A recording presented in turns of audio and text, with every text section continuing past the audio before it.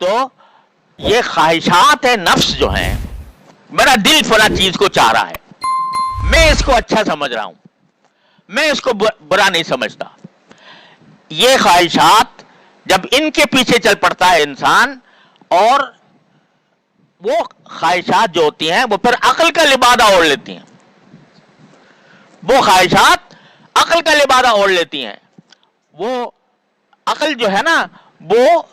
ایک حد تک کام کرتی ہے، اس سے آگے نہیں جاتی۔ جہاں عقل کی پرواز دم توڑ جائے وہاں سے وحی کا آغاز ہوتا ہے، وہاں سے وحی کا آغاز ہوتا ہے۔ جہاں عقل کام نہیں دے رہی، غلط فیصلے کرا رہی ہے، خواہشات کو اپنا امام بنایا ہوا ہے، وہاں پر ایک ہی راستہ ہے کہ جس نے پیدا کی یہ کائنات، جس نے آسمان و زمین پیدا کیا، اے انسان جس نے تجھے پیدا کیا، تیری عقل اس نے پیدا کی، تیرے دیکھنے سننے کی صلاحیتیں اس نے پیدا کی، جو کچھ تو پڑھ رہا ہے اس کی سمجھ تجھے عطا کی۔ تو کہتا ہے کہ میں ہوں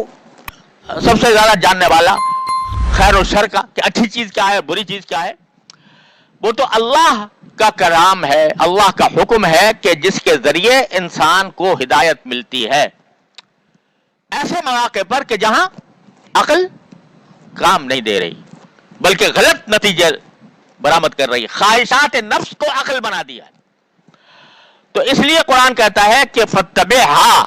ہم نے آپ کو ایک خاص طریقے پر رکھا ہے جس کا نام شریعت ہے، اس کے پیچھے چلیے، اور جن کے پاس علم نہیں ہے ان کی خواہشات کے پیچھے نہ چلیے۔ وہ اگرچہ اپنے آپ کو بڑا عالم علم والا سمجھتے ہوں، ٹھیک ہے، بے شک تمہیں دنیا کا بہت کچھ علم ہے، اور تم نے تجربات بھی بہت کیے ہیں، چاند پہ بھی پہنچ گئے، مریخ پہ پہنچ گئے، سب کچھ کر لیا۔